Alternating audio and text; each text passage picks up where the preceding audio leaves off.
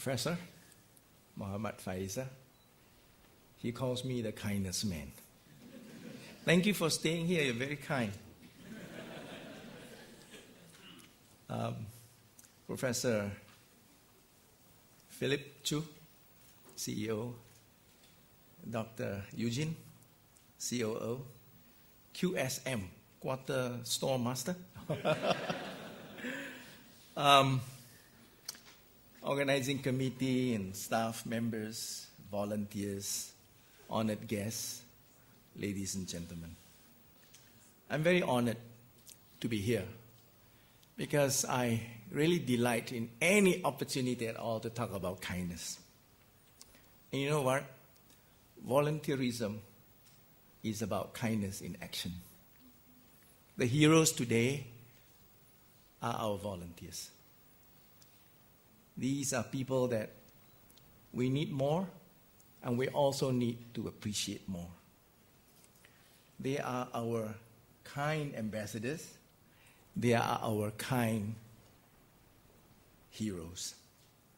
So today I want to talk a little bit about what kindness does to people that we are kind to, and also to ourselves. I call this kindness heals. Can I play with this myself? Yeah, I can do it. Okay. So the first thing we look at is that kindness implies acting with compassion toward all sentient beings. Now this sounds very Buddhist, but actually it applies to all people. Because kindness is not just about human to human, it's about human to all of this wonderful world that we live in, including the environment, because we are completely connected. If anything should go wrong and we know all about the environment, we're all going to get affected. And that's why, for example, I'm involved in anti-littering campaigns, because I believe that that is kindness to the environment.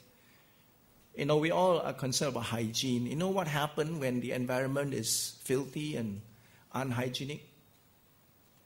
It was not long ago when we were scared to death by SARS, and this hospital played such an important role. And we must not forget that any little thing can affect all of us. So kindness in the end is about appreciation of the natural world, human and all living things. And kindness is other-centeredness. So I want to ask a question: how does kindness heal?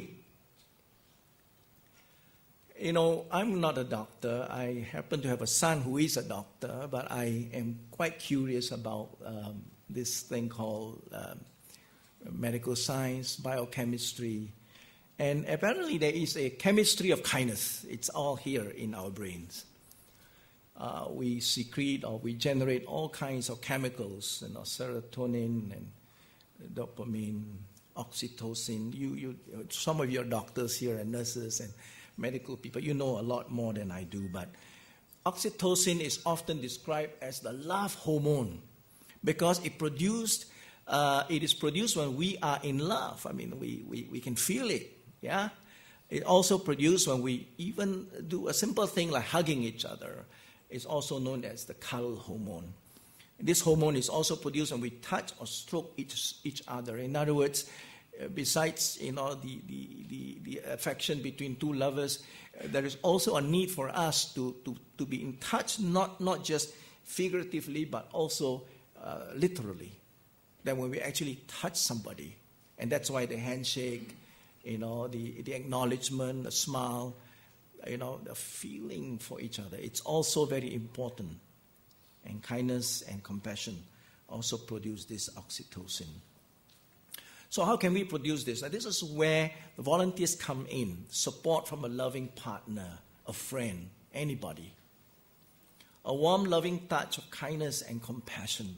That's why the volunteers can spend, you know, whatever you call it, night shift or night watch, you know, just being aware of the needs of others and getting there and having a kind word, a sweet smile, an understanding nod. All these will help to produce oxytocin.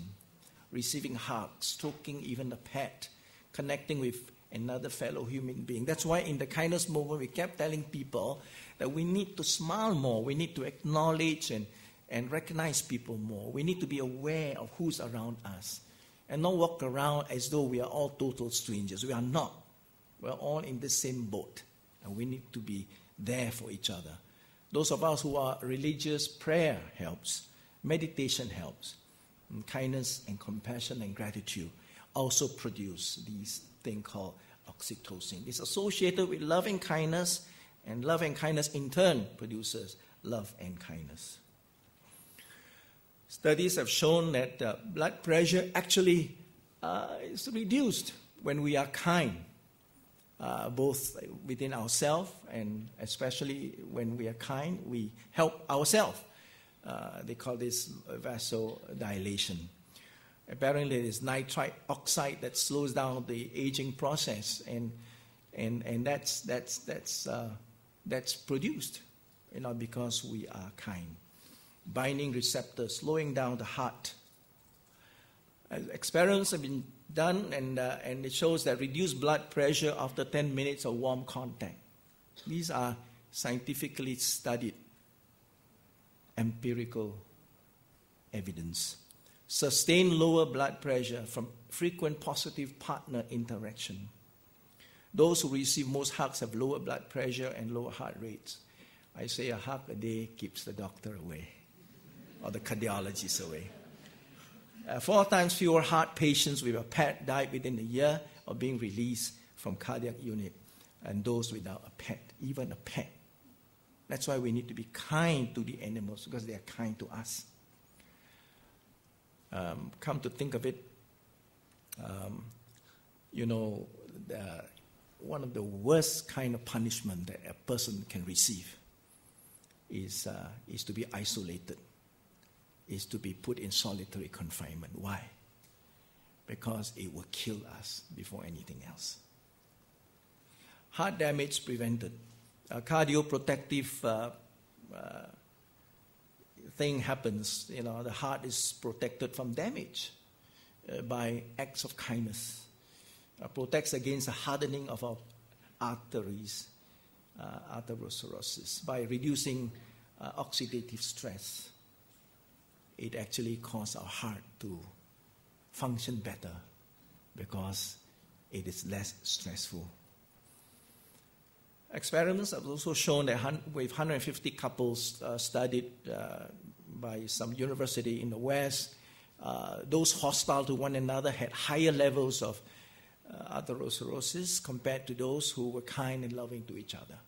So those of you who are married and you've got girlfriends, boyfriends, please be kind to each other. You can actually help each other to live longer. Unless you don't want them to. Which is not very kind. Rabbits, there was an experiment done with rabbits, and rabbits fed on high fat and high cholesterol diet were found to be high on development of this particular problem. But there was one group in that group that seemed to go against the trend, and then they discovered that one of the workers actually stroked the rabbits every evening before putting them back, and that made a difference. Stroking the rabbit. The number one killer, please correct me if I'm wrong, because these statistics I got from somewhere, I can't remember, maybe online. According to the 2011 statistics, every day 15 people die from heart disease, stroke in Singapore. That's too many people. And this disease accounted for 30.4% of all deaths. This means that 1 out of 3 deaths in Singapore is due to heart disease, stroke. Is it the number one killer? Well, if it is, we can do something about it by being kinder to ourselves and to others. That's simple. Be kinder. There is also an experiment in the United States, and they call this the Rossetto syndrome.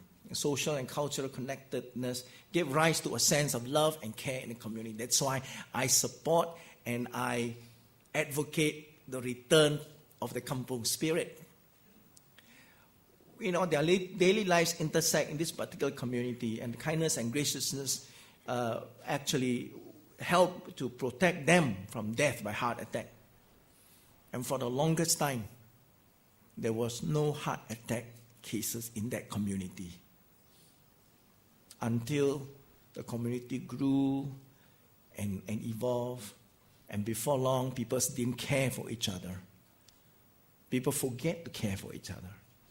People forget to acknowledge the presence of others in a common space. People forget to smile. And as a result, for the first time, they had cases of heart attacks in the community. Angiogenesis is a vital process in the healing of physical wounds. When new blood pressures are forming, thin layers of cells lining the entire vascular system are stimulated. And these cells, interestingly, contain copious quantities of oxytocin receptors, and they respond to the presence of oxytocin. So, oxytocin actually promotes angiogenesis, and then angiogenesis generate more oxytocin. It's sort of a positive feedback loop. So healthy social interactions speed up the healing of skin wound. It's been experimented.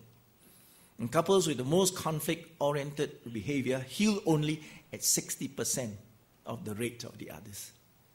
Kindness heals not just emotional wounds, but also physical wounds. Isn't that amazing? Broken heart repair. I think some of us would like to know how to repair our own broken hearts. I mean, we'll get our hearts broken, not just by people we love, but by all kinds of things. Heart muscle cells can replace themselves. They found that out not so long ago, and they were amazed, these scientists. Our heart contains 4 billion heart muscle cells.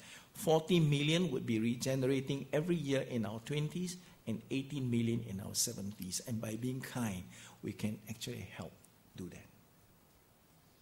Why? Because kindness actually helps in retarding the aging process. I'm so glad that our champion is past 70. Yeah, I'm catching up with you. Yeah. So, yeah, I mean, it's true. Yeah.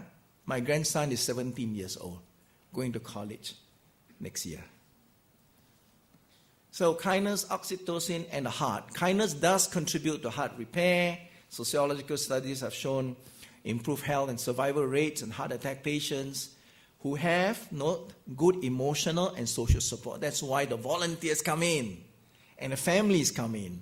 And you who are on the staff, whether you're doctors, nurses, healthcare providers, when you are kind and you provide that kind of support, you're helping your patients much more than you imagine. Enjoy good quality relationships, have more pets, etc. Social connectedness. Social connectedness is the better predictor of health. Half a day keeps cardiologists away. Some of us are so shy to hug each other. We're going to be very careful today, of course, how we don't want to get sued. But when we develop that relationship, hugging is, when it's welcome and it's accepted, it can actually help. So, all kinds of experiments.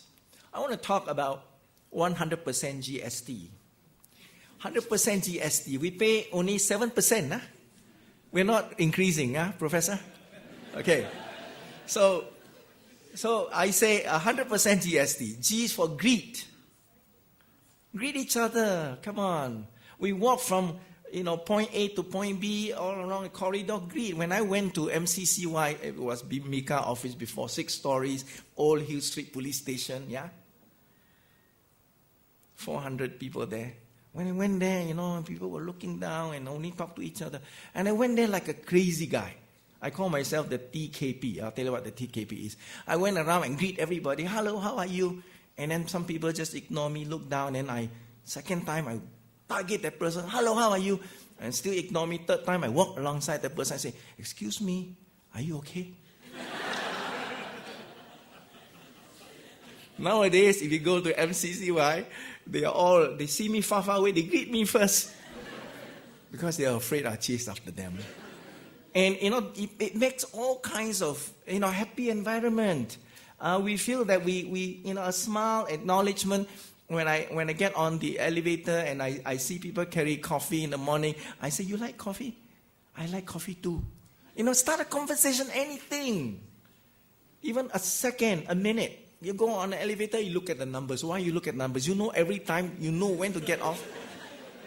Are you afraid the number will change without you knowing, or what? So get to talk to each other, smile. Keep the door open, do whatever. A smile. In fact, there is the PA of our deputy secretary. Smile. She's this Indian sister. Smile so beautifully. And I said, "You smile so beautifully." You know what she said to me? She said, "When you smile, the world smiles back at you." Wow. Isn't that wisdom? When you smile, the world smiles back at you. It's more positive than to say, when you weep alone. It's a lot more positive. And say thank you. Please say thank you. Don't take anything for granted. When somebody, give way, when you're driving, try to safely, of course, wave or do something, put a thumb up, acknowledge. People need that. Yeah? And, of course, we can help each other by appreciating each other. And thank you is a simple way of doing that. So how to show kindness from the heart? So we greet, there is connectedness. When we smile, there is relationship. When we say thank you, it's an attitude of gratitude. Did you know that a study has been conducted when people actually count gratitude, keep a gratitude journal, they feel a lot better about themselves and the world. Suddenly, the lenses on the world change.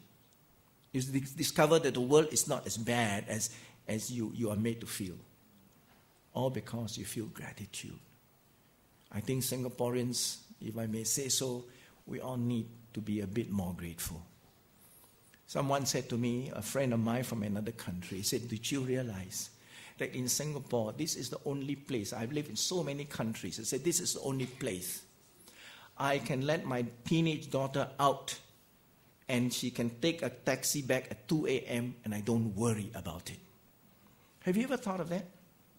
I live in different countries too, and I can tell you that there is a lot more to be grateful in Singapore, and we need to be grateful. It will help us in many ways.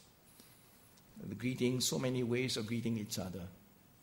If you study civilizations, even as early as time immemorial, people have learned and used words and gestures and rituals to greet each other. Why? Because greeting each other is an acknowledgement of our respect for each other. And it's very important. The I and the we. The I in the illness is isolation, the I. And the crucial letters in wellness are we. Have you ever thought of that?